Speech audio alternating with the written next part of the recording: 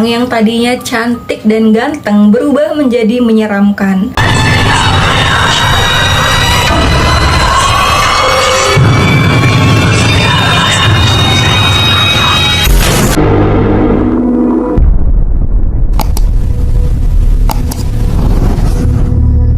Hai guys, assalamualaikum. Terima kasih udah mampir di channel aku. Seperti biasa, aku akan membahas atau menceritakan kisah-kisah horor nyata dan kejadian-kejadian mistis yang dialami oleh sobat horor kita. Nah, buat kalian yang belum nonton video aku dari episode 1 sampai dengan episode sekarang, kalian bisa cari di playlist judulnya Kisah-Kisah Nyata. Aku juga ngucapin terima kasih buat kalian yang selalu setia nongkrongin channel aku. Jangan lupa juga untuk selalu support channel aku supaya aku makin semangat lagi membawakan kisah-kisah horor untuk kalian.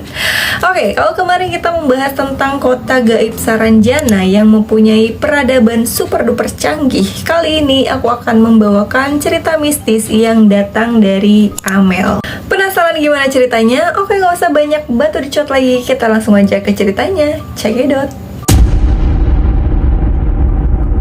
Jadi, pada tahun 2006, Amel dan keluarganya menginap di sebuah hotel di Bandung. Waktu itu, mereka sampai di hotel sekitar jam 5.30 sore dan memesan 2 kamar tidur.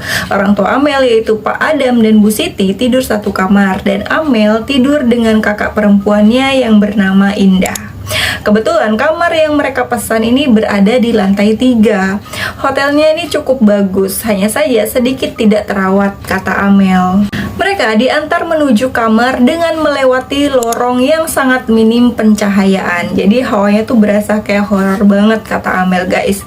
Nah, setelah berjalan melewati lorong, akhirnya mereka ini tiba di kamar yang dituju. Saat Amel mulai membuka pintu kamarnya, angin tiba-tiba berhembus dari dalam kamar. Kayak ada sesuatu yang lewat gitu. Setelah memperhatikan sekeliling ruangan, pandangan Amel terhenti pada sebuah lukisan yang terkesan sangat menyeramkan. Padahal itu hanya lukisan biasa. Di dalam lukisan itu terdapat 5 orang penari yang memakai pakaian adat Jawa. Yang membuat seram adalah tatapan mata para penari itu guys. Mereka seakan menatap Amel dengan tatapan tajam.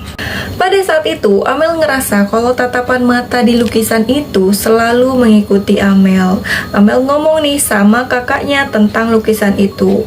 Tapi kakaknya hanya bilang bahwa itu hanya sebuah lukisan. Biasanya orang yang membuat lukisan itu terinspirasi dari kisah asli, bukan hanya imajinasi, kata Kak Indah. Setelah beberapa saat mereka ngobrol, Kak Indah ini pergi mandi duluan karena udah seharian mereka jalan-jalan. Di saat Kak Indah ini mandi, Amel mendengar suara gamelan dan seperti terdengar sayup-sayup orang yang bernyanyi tembang Jawa. Amel mikir nih, mungkin aja itu suara kamar sebelah yang sedang nyetel musik Jawa. Dia coba untuk memastikan keluar kamar, tapi pas dia keluar, suara itu tidak terdengar lagi. Terus dia masuk lagi nih, suara itu terdengar lagi, malah makin kencang katanya.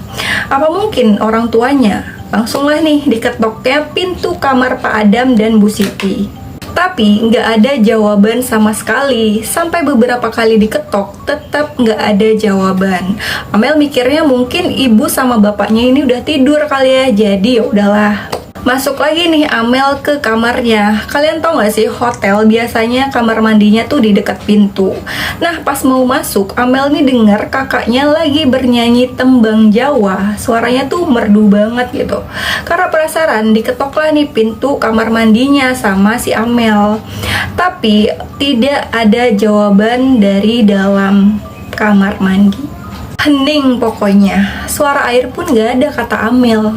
Amel berusaha berpikir positif, dia langsung rebahan di kasur. Dan gak lama, dia didatangi oleh 5 sosok penari yang mirip sekali dengan yang ada di lukisan itu.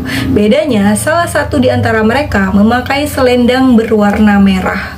Wajahnya tuh cantik sekali. Mereka menari mengelilingi Amel. Amel ini terpukau oleh suara gamelan dan juga tarian para penari itu.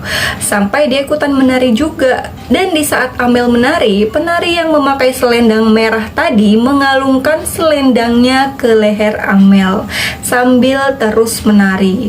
Suara gamelannya pun semakin kencang. Setelah itu, Amel dibawa ke suatu tempat seperti kerajaan zaman dulu. Lalu di sana ada seorang raja yang sedang duduk menikmati pertunjukan.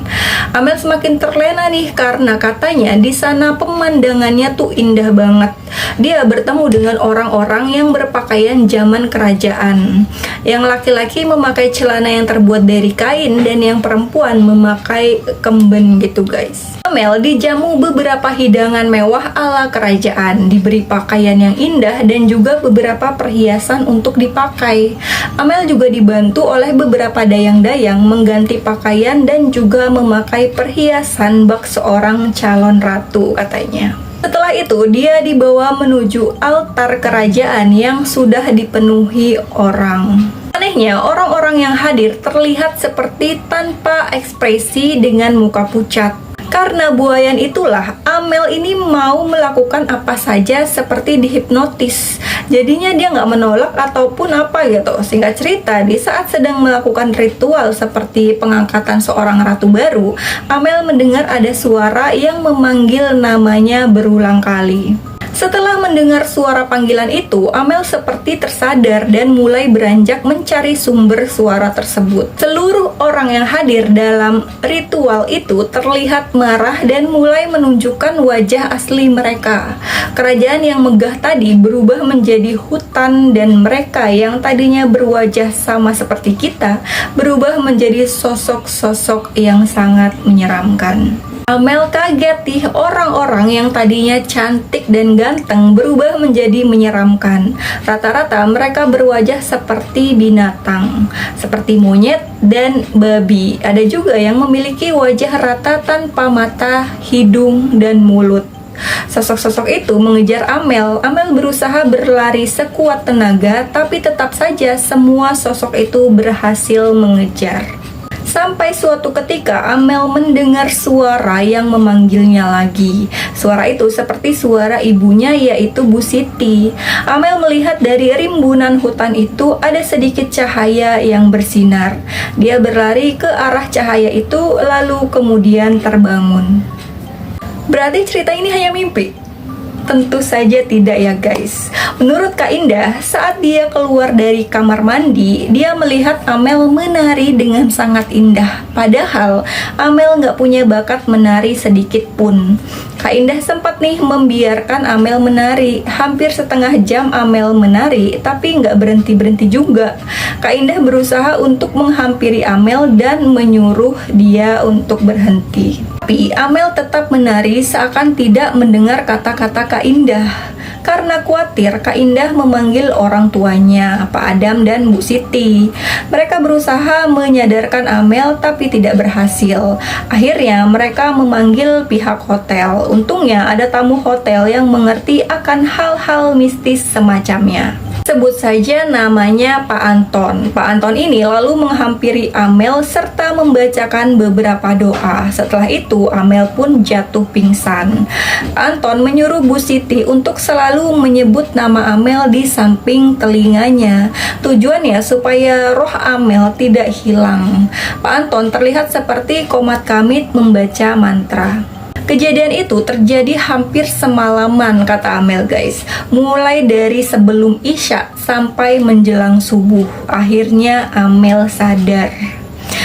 Katanya Amel ini mau dijadikan ratu baru di kerajaan dalam mimpinya itu. Untung aja dia ini masih bisa kembali. Kalau enggak udah lewatlah si Amel ini guys. Oke guys, itu dia sedikit cerita dari Amel tentang horornya lukisan dan mimpi nyatanya itu. Nah buat kalian yang punya cerita horor dan mistis lainnya, kalian juga bisa kirimin cerita kalian ke email aku yang ada di kolom deskripsi. Sekian dulu video kali ini, dan jangan lupa like, komen jika ada yang perlu diperbaiki, dan jangan lupa juga untuk subscribe channel ini dan nyalakan loncengnya supaya kalian bisa tahu kalau aku upload video terbaru. See you next time guys, bye bye.